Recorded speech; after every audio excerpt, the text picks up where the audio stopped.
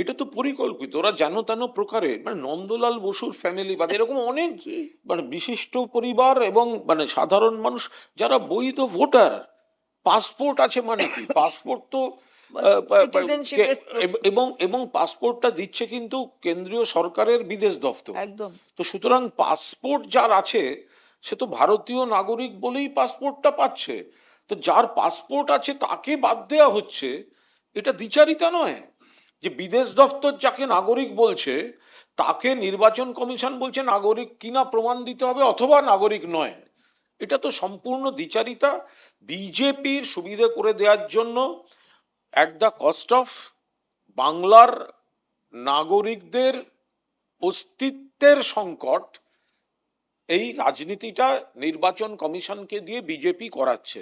আমরা তো আইনত লড়ছি নির্বাচন কমিশনের বিরুদ্ধে, কিন্তু মানুষ এর প্রতিবাদের রায়টা দেবেন গণতন্ত্রে ভারতীয় জনতা পার্টিকে বাংলা থেকে চূড়ান্তভাবে পরাজিত করে। কারণ এই পার্টিটার জন্যই এই লক্ষ লক্ষ কোটি কোটি মানুষ আবার নতুন করে অস্তিত্ব নিয়ে সংকটে পড়েছেন। মালদায় যে এনআইএ তদন্ত করছে তারা বলছে পুরোটাই পূর্ব পরিকল্পিত, বাচ্চাদের সামনে রেখে মহিলাদের সামনে রেখে হামলা করা। এনআইএ পুরোটাই বিজেপির হয়ে চলছে। এনআইএ তে বহু দক্ষ অফিসার আছেন, কিন্তু তারা এখন তারা ওখানে চাকরি করেন। বিজেপি এই এনআইএ এবং অন্য এজেন্সিগুলোকে আপনি দেখুন এখন ভোটের আগে তৃণমূলের বিরুদ্ধে ব্যবহার করছে। তৃণমূলের প্রার্থী যারা পুরনো মামলায় তাদের সামন করা হচ্ছে, তৃণমূলের দক্ষ সংগঠক যারা তাদের সামন করা হচ্ছে। তো এনআইএ কে তো বিজেপি যা লিখে দিয়েছে সেইগুলোই, এনআইএ এর আলাদা কোনো রিপোর্টের কোনো তাৎপর্য আছে? বিভিন্ন জায়গাতে দেখা যাচ্ছে যে গতকালও দেখা গেছিল যে বিশাল লাইন মানুষের। আজকে বিধাননগরের মহকুমা শাসকের কার্যালয়ের বাইরে ভোর 4টে থেকে মানুষ লাইন দিয়েছে, তাদের নাম 2002 এর তালিকায় রয়েছে, পাসপোর্ট রয়েছে, ড্রাইভিং লাইসেন্স রয়েছে, এমনকি ডিসচার্জ সার্টিফিকেট এখানে হাসপাতালে জন্মগ্রহণের, তারা ওদের প্রত্যেক ভোটে ভোট দিয়েছে। ভয়াবহ পরিস্থিতি। বিজেপি নেতারা একবার যান না, এর বিজেপি এই যে Manoj Agarwal chief electoral officer, তিনি একবার যান না ওই লাইনটায় যেখানে যে মানুষগুলো দাঁড়িয়ে রয়েছে ওই নামটা তোলার জন্য ট্রাইব্যুনালে বা কোনো ক্যাম্পে, চূড়ান্ত হয়রানি। তাদের মধ্যে অধিকাংশ বৈধ ভোটার, 2002 এর নাম আছে অথবা তাদের বাবা মার নাম আছে, সমস্ত রকম নথিপত্র নিয়ে রাত জেগে ভোর থেকে বিনিদ্র রজনী যাপন করে সকাল থেকে লাইনে গরমের মধ্যে দাঁড়িয়ে রয়েছেন। নন্দীগ্রামে বেড়াতে যাচ্ছেন কেন? যান না লাইনটায় গিয়ে, আপনার স্পেশাল টিম ওই লাইনে পাঠান না, স্যাম্পল সার্ভে করুন না যে তারা কেন লাইনে দাঁড়িয়ে থাকতে হচ্ছে।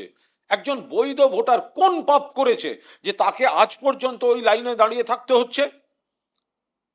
মনোজ আগরওয়াল দয়া করে লাইনগুলোয় যান না, একবার মিট করুন না। নন্দীগ্রামে বিজেপির ক্যাডারদের নিয়ে ঘুরে বেড়াচ্ছেন আপনি, নন্দীগ্রামে বিজেপির ক্যাডারদের নিয়ে ঘুরে বেড়াচ্ছেন, একবার লাইনটায় যান না। যারা দাঁড়িয়ে আছে তারা তো এই দেশেরই, তারা নাগরিক। আপনি তাদের জীবন নিয়ে ছিনিমিনি খেলেছেন বিজেপির কথায়, একবার যান। আমরা দাবি করছি ওই লাইন যেখানে বিপুল সংখ্যক মানুষ দাঁড়িয়ে আছেন, আপনি পাবলিক মিট করছেন, শুধু নন্দীগ্রামে কেন করবেন? যে ক্যাম্পের সামনে নাম তোলার লাইন রয়েছে, কেন সেখানে মনোজ আগরওয়াল যাবেন না? যদি নন্দীগ্রামে যেতে পারেন তাহলে যান ওই ক্যাম্পে, ক্যাম্পে গিয়ে মানুষের সঙ্গে মিট করুন, ওখানে সমীক্ষা করুন, ডকুমেন্ট দেখতে চান, র্যান্ডম সার্ভে করুন। তাদেরকে আপনারা লাইনে দাঁড় করিয়ে দিয়েছেন। তাদের মধ্যে এই তো হলো কোন একজনকে, সে হতে পারে যে কোনো দলেরই, বাদ দেওয়া হয়েছিল, পরে দেখা গেল না সে বৈধ। বৈধ। তাহলে এই এই মানুষগুলো কেন দাঁড়িয়ে থাকবে? কিসের জন্য দাঁড়িয়ে থাকবে?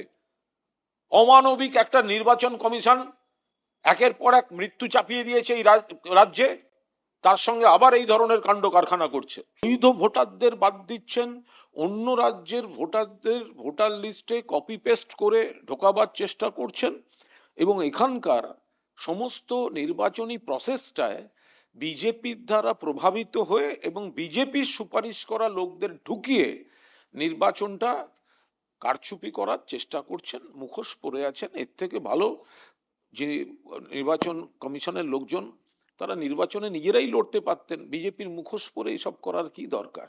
তো এসব করেও হবে না।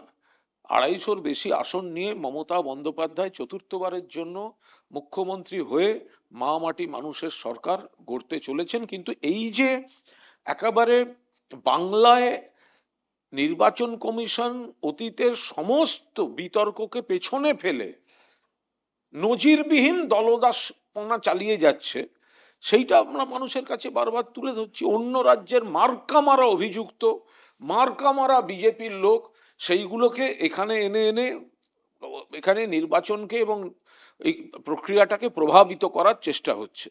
আমরা তাদের সমস্ত তথ্য সর্বভারতীয় তৃণমূল কংগ্রেসের তরফ থেকে আমরা মানুষের কাছে তুলে ধরছি। আমরা অনেকগুলো কমপ্লেন করেছি।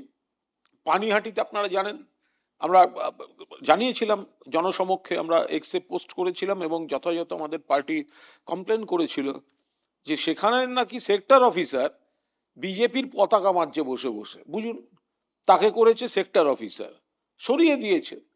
কিন্তু এরকম তো গুচ্ছ গুচ্ছ হয়ে আছে।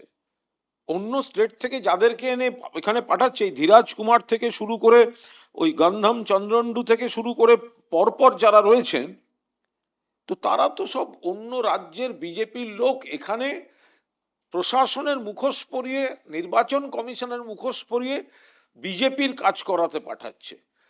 তো ওদেরও একটা স্টার ক্যাম্পেনার লিস্ট হওয়া উচিত নির্বাচন কমিশনের।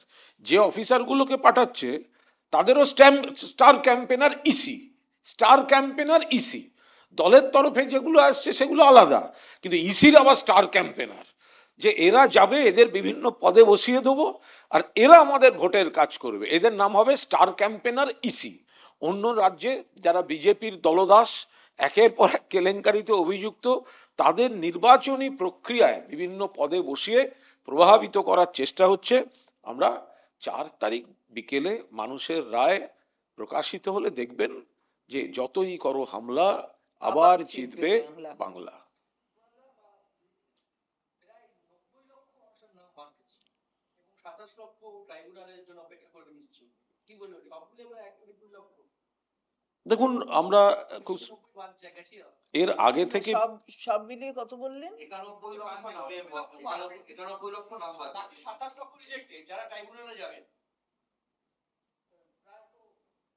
কেন জেলাতেই এই হিসেব? না, এখন পরিষ্কার কথা যেটা হচ্ছে, হলো ব্যাখ্যাটা। আমরা যেটা নির্দিষ্ট অঙ্ক যেটাই হোক, তথ্য পরিসংখ্যান যেটাই বলুক, বহু বৈধ ভোটার তারা কিন্তু এখনো পর্যন্ত ভোটার তালিকায় নেই।